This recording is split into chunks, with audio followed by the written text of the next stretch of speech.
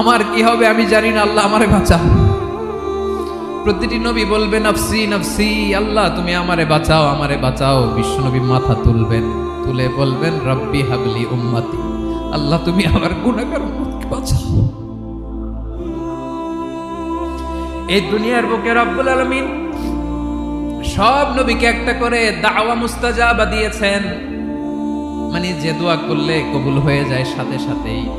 দাও বিহা, দুনিয়ার সব নবীরা ওই দোয়াটা দুনিয়ায় করে ফেলেছে।